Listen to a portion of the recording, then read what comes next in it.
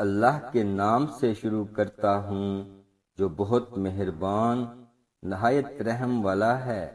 معزز سامعین کرام، السلام علیکم۔ تفسیر فتح العزیز میں لکھا ہے کہ اللہ تعالی نے ملک الموت سے پوچھا، تجھے کسی کی روح قبض کرتے ہوئے کبھی رحم بھی آیا؟ تو ملک الموت نے کہا، ہاں، 2 آدمیوں کی روح قبض کرتے وقت مجھے بہت ترس آیا۔ اگر تیرا حکم نہ ہوتا تو میں ہرگز ان کی روح قبض نہ کرتا۔ یہ 2 آدمی کون تھے؟ ان کا ذکر اور اس کے جواب میں اللہ تعالی کے ارشاد کا ذکر تھوڑا سا آگے جا کر کروں گا۔ پہلے ایک عجیب واقعہ ملاحظہ فرمائیں۔ سمندر میں ایک جہاز نہایت سکون کے ساتھ اپنی منزل کی طرف رواں دواں تھا اور مسافر بھی پرسکون تھے۔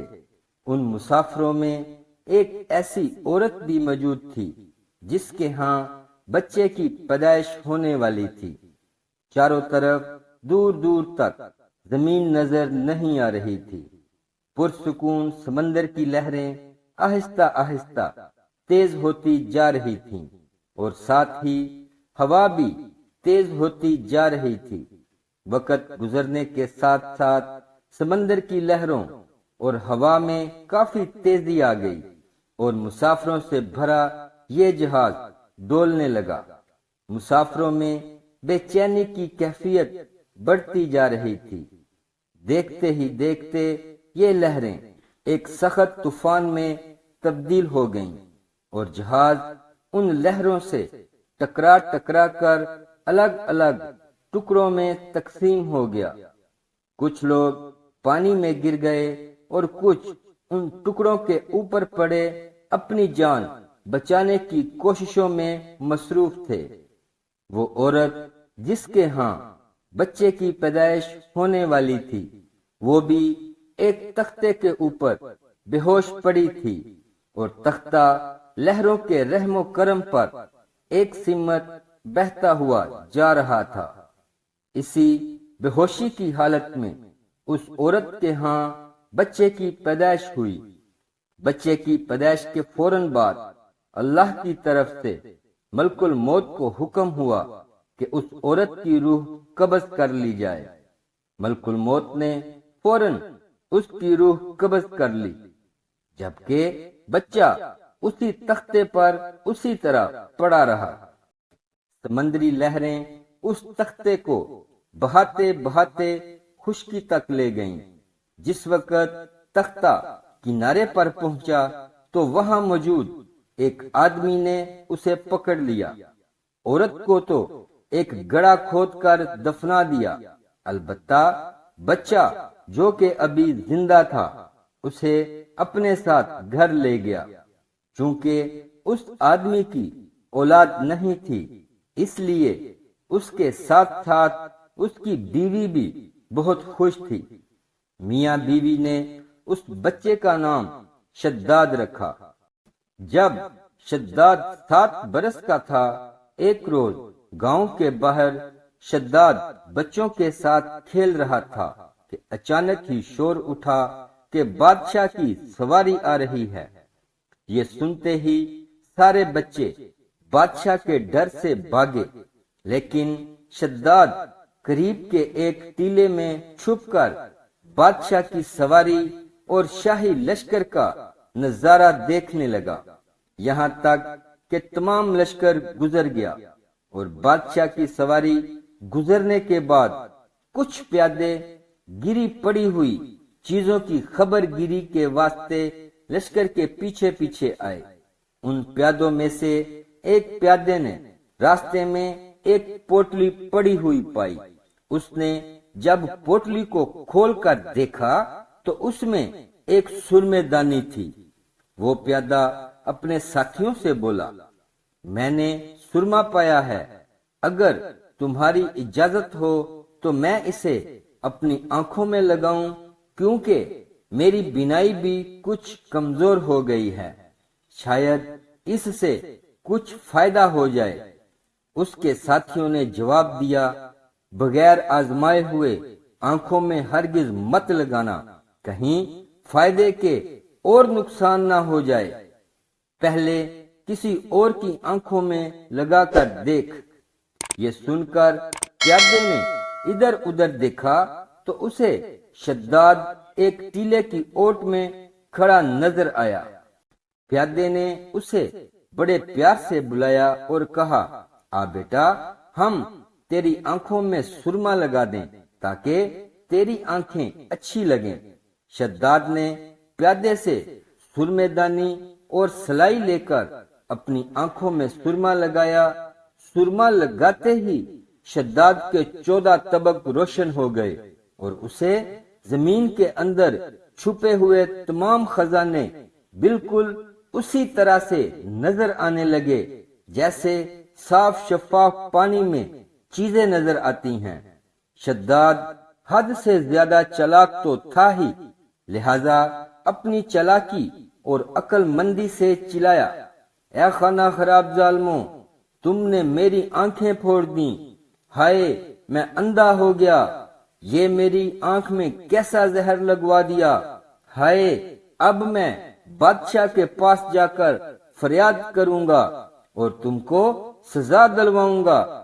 پیادوں نے جو یہ سنا تو مارے خوف کے سرما وہیں چھوڑ کر بھاگ کھڑے ہوئے، اور شداد اپنی چالاکی اور پیادوں کی بزدلی پر خوب ہنسا اور سرما دانی لے کر اپنے گھر آ گیا اور اپنے باپ سے سارا قصہ بیان کر دیا۔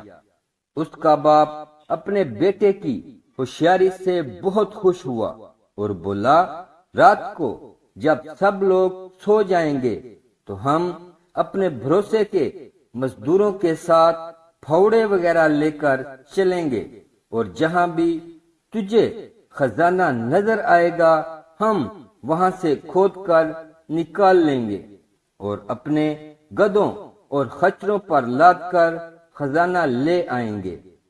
اس طرح شداد نے بہت سا مال و دولت اور جواہر اکٹھے کر لیے تھے، اور ساتھ گاؤں والوں کو آئے دن دعوتیں کر کر کے اپنا ہمدرد و رفیق بنا لیا تھا۔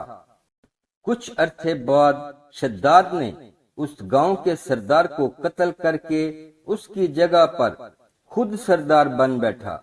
ہوتے ہوتے یہ خبر دوسرے حاکموں اور فوجداروں کو پہنچی تو انہوں نے شداد کو سزا دینے کا ارادہ کیا۔ اس سے پہلے کہ وہ کچھ کر گزرتے، شداد نے بھی اپنی ایک فوج تیار کر لی اور ان حاکموں فوجداروں سے مقابلہ کیا اور اپنی ذہانت اور بہادری سے سب حاکموں کو ایک ایک کر کے ہلاک کر دیا، اور اس طرح سے بڑھتے بڑھتے شداد بادشاہ بن بیٹھا۔ شداد نے بے پناہ خزانے جمع کر لیے تھے۔ اپنی طاقت اور بہترین حکمت عملی کے ذریعے شداد نے اپنی سلطنت کو کمال عروج بخشا تھا۔ بے پناہ خزانوں اور مال و دولت، وسیع و عریض سلطنت، عظیم الشان لاؤ لشکر اور اپنی ذہانت و طاقت کی وجہ سے شداد اب غرور اور تکبر میں مبتلا ہو گیا تھا، اور اس نے دعوی خدائی کر ڈالا۔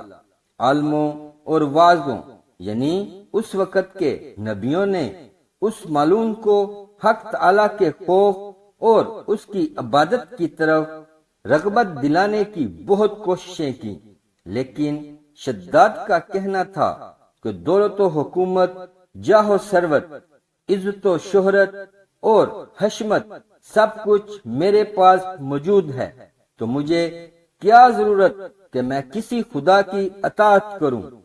عالموں نے سمجھایا کہ یہ سب ملک و دولت فانی ہے، اور اللہ تعالی کی عبادت و اطاعت کرو گے تو وہ تمہیں جنت عطا کریں گے جو اس دنیا سے کروڑہا درجے بہتر ہوگی۔ شداد نے پوچھا کہ اس جنت میں کیا خوبی ہے؟ تو عالموں نے جو کچھ بھی خوبیاں اور تعریفیں جنت الفردوس کی تھیں وہ سب اس کے سامنے بیان کر دی۔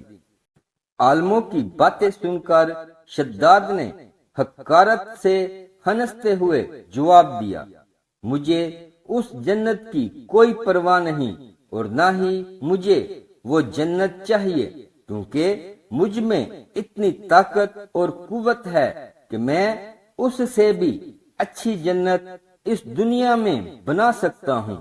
لہذا تمام عالموں اور واعظوں کو دکھلانے کی خاطر شداد نے اپنی جنت بنانے کا فیصلہ کیا۔ سب سے پہلے اس نے اپنے معتبر سرداروں میں سے 100 آدمیوں کا انتخاب کر کے انہیں جنت بنانے کے لیے نگراں مقرر کیا، اور ہر ایک سردار کے ساتھ 1000 آدمی متعین کیے۔ زمین میں دفن تمام خزانے نکلوائے گئے اور معدنوں سے سونا چاندی نکلوا کر ان کی اینٹیں تیار کروائیں، اور کوہ عدن سے متصل ایک شہر مربع کی شکل میں 10 کوس لمبا، 10 کوس چوڑا اور 40 کوس اونچا مقام بنانے کا حکم دیا۔ اس شہر کی بنیادیں اس قدر کھودی گئیں کہ پانی کے قریب جا پہنچی، اور پھر ان بنیادوں کو سنگ سلیمانی سے بھروایا گیا۔ جب بنیادیں زمین کے برابر ہو گئیں تو اس پر سونے اور اشرفیوں کی اینٹوں سے دیواریں چننی شروع کی گئیں۔ ان دیواروں کی بلندی اس قدر زیادہ تھی کہ جب آفتاب طلوع ہوتا تھا تو اس کی چمک سے دیواروں کی روشنی پر نگاہ نہیں ٹھہرتی تھی۔ شہر کی 4 دیواری کے اندر 1000 محل تیار کیے گئے، اور ہر محل 1000 ستونوں کا، اور ہر ستون جواہرات سے جڑا ہوا تھا، اور شہر کے درمیان میں ایک نہر بنائی گئی، اور ہر مکان میں حوض بنوائے گئے، اور شہر کے ہر مکان تک ایک نہر پہنچائی گئی۔ حوضوں کے فرش پر یاقوت، زمرد، مرجان اور نیلم کی تہیں بچھائی گئیں، اور ان کے کناروں پر درخت بنائے گئے جن کی جڑیں سونے کی اور شاخیں اور پتے زمرد کے اور پھول و پھل ان کے موتی اور یاقوت کے اور دیگر جواہرات کے بنوا کر لٹکائے گئے۔ مکانوں کی دیواروں پر زعفران اور عنبر سے گلکاری کی گئی، اور یاقوت اور دیگر جواہر کے خوبصورت خوش آواز جانور بنا کر درختوں پر بٹھائے گئے، اور ہر درخت کے پاس ایک پہرے دار کو تعینات کیا گیا۔ جب اس انداز کا شہر بن کر تیار ہوا تو حکم دیا کہ سارے شہر میں قالین اور فرش پر ریشمی زرلفت بچھا دیے جائیں، اور سب مکانوں میں ترتیب سے سونے چاندی کے برتن چنوا دیے گئے، اور حوضوں میں دودھ، شراب، شہد اور شربت انواع اقسام کے جاری کرا دیے گئے۔ بازاروں میں دکانوں کو بھی کم خواب زردوزی کے پردوں سے مزین کیا گیا، اور ہر پیشہ اور ہنر والے کو حکم دیا گیا کہ وہ اپنے اپنے پیشہ اور ہنر میں مشغول ہو جائیں، اور انواع اقسام کے میوے، طرح طرح کے عمدہ و لذیذ پکوان ہمیشہ ہی سبھی شہر والوں کو پہنچایا کریں۔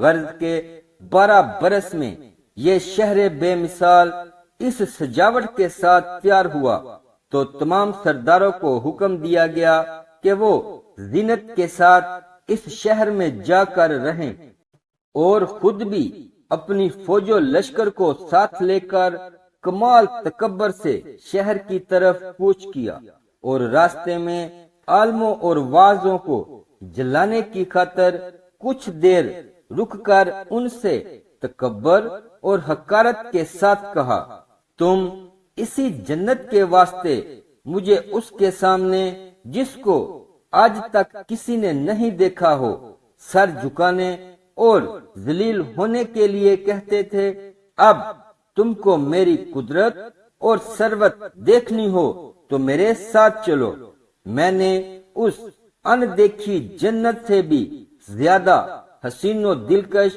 اور خوبصورت جنت بنوائی ہے، جس کو دیکھ لینے کے بعد تم اپنے خدا کی جنت کو بھی کم سمجھو گے۔ شداد جب اپنی بنائی ہوئی جنت کے قریب پہنچا تو اس شہر کے باشندوں کے غول اس کے استقبال کے لیے شہر کے دروازے سے باہر آ کر اس پر زر و جواہر نچھاور کرنے لگے۔ اس طرح سے جب شداد شہر کے دروازے پر پہنچا تو اس کا ایک قدم دروازے کے باہر اور ایک قدم اندر تھا کہ آسمان سے ایک ایسی سخت کڑکدار آواز آئی جس سے تمام مخلوق ہلاک ہو گئی، اور بادشاہ بھی وہیں دروازے پر گر پڑا اور مر گیا۔ اس شہر کو دیکھنے کی حسرت کے کس محنت اور مشقت سے اس کو تیار کیا تھا دل میں لے گیا۔ جس مکالمے کا ذکر شروع میں آیا تھا، یعنی ملک الموت نے کہا مجھے دو آدمیوں کی روح نکالتے وقت بہت ترس آیا، ایک تو وہ بچہ تھا جس کا واحد سہارا اس کی ماں تھی، اور مجھے اس کی روح قبض کرنے کا حکم ہوا، اور دوسرا وہ بادشاہ تھا جس نے اتنی آرزوؤں سے شہر تعمیر کیا، اور جب وہ اس کو دیکھنے کے لیے پہنچا تو مجھے روح قبض کرنے کا حکم ہو گیا۔ اللہ تعالیٰ نے فرمایا اسرائیل تمہیں ایک ہی شخص پر دو بار رحم آیا ہے، کیونکہ یہ بادشاہ وہی بچہ تھا جس کو ہم نے بغیر ماں باپ کے بنا کسی سہارے کے سمندر کی تیز و تند لہروں اور طوفانوں میں بھی محفوظ رکھا، اور اس کو حشمت و ثروت کی بلندیوں پر پہنچایا، اور جب یہ اس مرتبے کو پہنچا تو ہماری تابعداری سے منہ موڑا اور تکبر کرنے لگا، اور آخرکار اپنی سزا کو پہنچا۔ کہتے ہیں کہ شداد، اس کا لشکر اور شہر کے تمام لوگوں کے ہلاک ہونے کے بعد اللہ تعالیٰ نے اس شہر کو دنیا والوں کی نظروں سے پوشیدہ کر دیا۔ پیارے دوستو، دین کی بات کو پھیلانا اور دوسروں تک پہنچانا بھی ایک صدقہ جاریہ ہے۔ اگر بات اچھی لگی ہو تو لائک کر دیں اور اپنے دوست احباب کے ساتھ شیئر ضرور کریں۔ اسلامک ویڈیوز کے لیے سبسکرائب کریں اور ساتھ بیل کے بٹن کو بھی پریس کر دیں۔